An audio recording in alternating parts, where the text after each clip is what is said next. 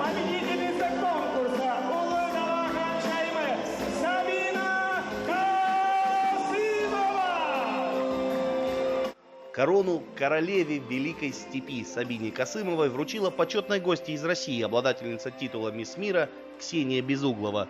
Первый республиканский конкурс красоты и таланта среди женщин с ограниченной мобильностью оказался не так прост для членов жюри, которым предстояло выбрать лучшую из 9 финалисток.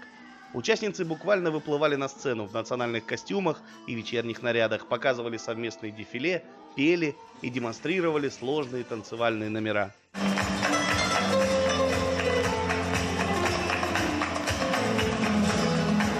Отбор участниц стартовал за 2 месяца до конкурса. После строгого кастинга и психологических тестов определились финалистки.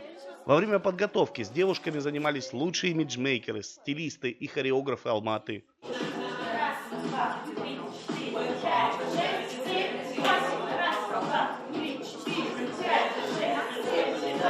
Танцы на колясках – одна из самых сложных частей подготовки. Девушки отрабатывали взаимодействие друг с другом во время дефиле и готовили собственные творческие номера. Для некоторых конкурсанток этот опыт оказался первым. Мы думали, что возьмем только тех, кто сидит в коляске, хорошо машет руками, работает, там крутит колеса и все остальное. Но когда пришли девчонки, когда они начали с нами разговаривать, когда они начали общаться, мы поменяли свое мнение, лично я поменяла. Мне говорят, а танцевать? Я говорю, знаете, буду танцевать все.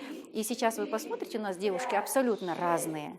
У нас есть девушки, у которых руки не работают. У нас есть девушки, которые только ножками работают, не могут крутить колеса, но в то же время они будут танцевать и петь. Карлыгаш Нурбекову на конкурс буквально делегировал ее рабочий коллектив. В 22 года девушка перенесла тяжелейший грипп, и результатом осложнений стала коляска.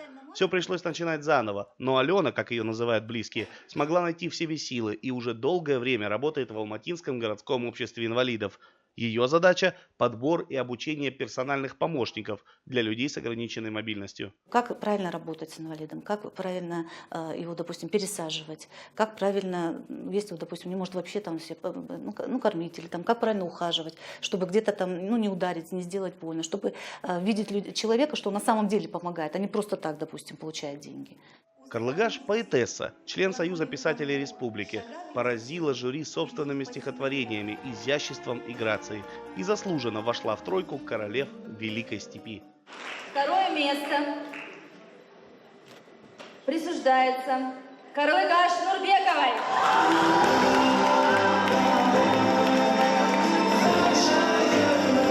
Я так рада за девочек, я рада за Сабину, она заслуживает. Вообще, знаете, каждая девочка, которая участвовала, она вот каждая заслуживает победы, уважения и восхищения. Я за всех рада, все такие молодцы.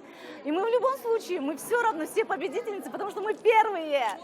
Конкурс был организован женским клубом «Алма-Ата». Этот проект целиком и полностью, от печати пригласительных до главного приза победительницы автомобиля, был придуман, спланирован и профинансирован участницами клуба.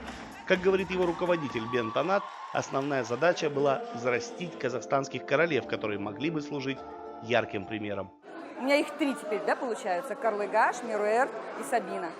Теперь я хотела бы, чтобы они ездили продолжали свою работу идеологическую, духовную, ездили бы по учебным заведениям, и своим личным примером, говорили, что жизнь продолжается для здоровой молодежи, которая не мобильна полностью, что нельзя опускать руки, впадать в депрессию, что нужно жить и действовать и быть победителями.